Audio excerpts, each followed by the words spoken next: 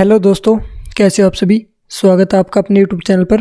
तो जैसा कि आपको पता होगा कि हम विजेता सीरीज़ का रिवीजन कर रहे हैं, जो कि नवीन सर द्वारा करवाई जा रही है, जिसमें पॉलिटी अभी वो करवा रहे हैं, तो उसका हम रिवीजन कर रहे हैं। तो ये जो पीडीएफ आप देख पा रहे हैं रिटर्न नोट्स की, ये आपको हमारे चैनल पर मिल जाएगी और टेलीग्राम चैनल का लिंक आपको डिस्क्रिप्शन में मिल जाएगा, वहाँ से आप ये डाउनलोड कर सकते हैं। तो चलिए शुरू करते हैं अपनी आज की वीडियो को।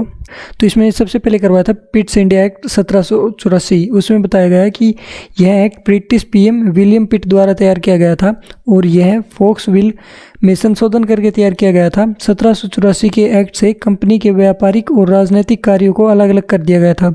जो व्यापारिक कार्य थे वो बोर्ड ऑफ डायरेक्टर देखते थे और इसमें 24 सदस्य होते थे और इसे निदेशक मंडल कहा जाता था।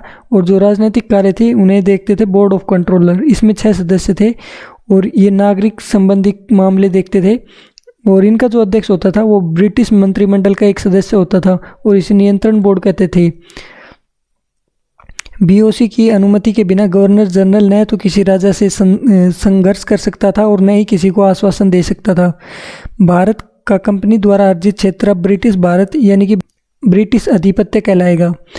एंग्लो मैसूर वार, ये 4 युद्ध हुए थे, जिसमें पहला हुआ था 1767 से 1769 तक, जिसमें Haidar Ali versus East India Company हुई थी और इसके बाद मद्रास की संधि हुई थी। इसमें हैदर अली ये युद्ध जीत जाता है। इसके बाद मद्रास संधि होती है। दूसरा 1780 से 84 के बीच में हुआ, जिसमें मंगलोर संधि हुई थी। तीसरा 1790 से 1792 के बीच में हुआ था, जिसके बाद श्रीरंगपट्टम की संधि हुई थी और 1799 में टिप्पू सुल्तान की मृत्यु हो जाती है। गवर्नर जनरल की परिषद में अब 3 सदस्य होंगे। अन्य प्रांतीय गवर्नर की परिषद में भी अब 3 सदस्य होंगे। गवर्नर जनरल प्रांतीय सरकारों की विफलता पर उन्हें बर्खास्त कर सकता था। 3 सदस्यों में से एक कमांडर इन चीफ होगा। उसके बाद आपका 1786 का एक्ट आता है, जिसमें गवर्नर जनरल विशेष परिस्थितियों में अपनी परिषद का निर्णय निरस्त कर सकता था और कमांडर इन चीफ अब गवर्नर जनरल होगा। इसी से वीटो पावर मिलती है। उसके बाद आपका आता है 1793 का एक्ट, जिसमें बताया गया था कि जो कंपनी का लाइसेंस था वो 20 साल के लिए बढ़ा दिया था और जो बीओसी था उसका वेतन अब भारतीय राजस्व से दिया जाता था। जो खर्च था वो काटकर 5 लाख रुपए ब्रिटिश सरकार को दिए जाएंगे इस एक्ट के तहत। उसके बाद चार्टर एक्ट आया था, जो कि 1813 में आया था। इसमें बताया गया है कि जो नेपोलियन बोनापार्ट था वो फ्रांस का शासक था और इसने महाद्वीपीय व्यवस्था की थी। इसमें जो चार्टर एक्ट 1813 आया था, इसमें ईस्ट इंडिया कंपनी का व्यापार पर एकाधिकार खत्म कर दिया था, लेकिन उन्होंने सिर्फ चाय और चीन के साथ जो व्यापार था उसी पर एकाधिकार छोड़ा था ईस्ट इंडिया कंपनी का, बाकी सभी एकाधिकार खत्म कर दिए थे। ईसाई मिशनरियों को भारत में धर्म प्रचार की छूट दी गई थी इस एक्ट के तहत। भारत में आने वाला जो पहला ईसाई मिशनरी था वो थॉमस द अपोस्टल था, जो कि 52 एडी में आया था और ये केरल में आया था।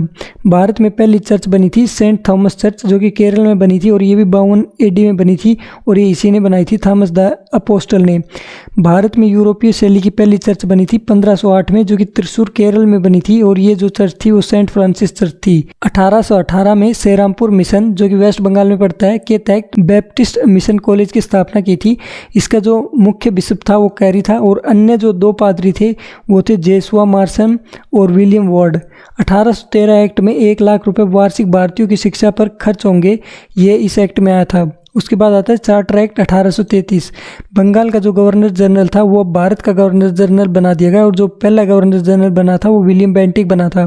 गवर्नर जनरल और उसकी परिषद पूरे भारत के लिए विधि बनाएगी। प्रांतीय गवर्नर से विधि बनाने की शक्ति खत्म कर दी थी। जो गवर्नर जनरल की परिषद में अब 4 सदस्य होंगे और जो ये 4 सदस्य होंगे उसमें जो चौथा सदस्य होगा वो विधि सदस्य होगा और ये जो विधि सदस्य था वो मैकाले था और इसको वोट का जो अधिकार था वो नहीं दिया गया था। उसके बाद आता है प्रथम विधि लो आयोग, जो कि 1834 में बना था। इसका जो अध्यक्ष था वो मैकाले था और इसमें कुल 4 सदस्य थे।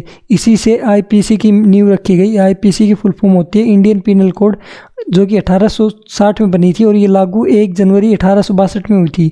इसमें कुल धाराएं थी 511। उसे अब वर्तमान में बदलकर बीएनएस कर दिया, यानी भारत न्याय संहिता 2023 में, जो कि बनी थी और इसमें कुल 368 धाराएं हैं। स्वतंत्र भारत का प्रथम विधि आयोग 1955 में बना था और इसके जो अध्यक्ष थे वो मोतीलाल चिम्मनलाल सितलवाड़ थे। वर्तमान में 23वां जो विधि आयोग है उसका गठन हुआ है, जो कि 1 सितंबर 2024 से 31 अगस्त 2027 तक बना है और इसके जो अध्यक्ष बनाए गए हैं वो बीपी सिन्हा बनाए गए। विधि आयोग का कार्य क्या होता है? तो उसका कार्य होता है कानून का आंकलन करना। जो डीपीएसपी होता है उसको केंद्र में रखकर जो कानून बनाए गए उनका आंकलन करना इसका कार्य होता है और यह विधि एवं न्याय मंत्रालय की सलाहकारी संस्था होती है। जो कंपनी का व्यापार पर अधिकार पूर्णतः खत्म किया था वो 1833 में किया था और इनको जो कंपनी थी उसको प्रशासनिक कार्य दे दिया था। उसके बाद सिविल सेवा में खुली भर्ती का प्रयास किया गया था, जिसमें बताया गया था कि जाति, लिंग, रंग और जन्म स्थान के आधार पर कोई भेदभाव नहीं होगा, लेकिन इसमें कंपनी ने इसका अपोज किया और ये लागू नहीं हो पाया। उसके बाद जो दास प्रथा का उन्मूलन किया था वो 1833 के एक्ट में किया था और बंगाल में जो दास निर्यात पर रोक लगाई थी वो 1789 में लगाई थी और उसके बाद एलेनब्रो ने 1843 में इसे ख़त्म किया था और इसे जो दास प्रथा थी उसे अवैध घोषित कर दिया था। चार्टर एक्ट 1853 ये अंतिम चार्टर अधिनियम था जिसमें बताया था कि जो गवर्नर जनरल की परिषद में 6 अतिरिक्त सदस्य जोड़े गए थे और 2 अन्य सदस्य जोड़े जाने की प्रावधान किया था।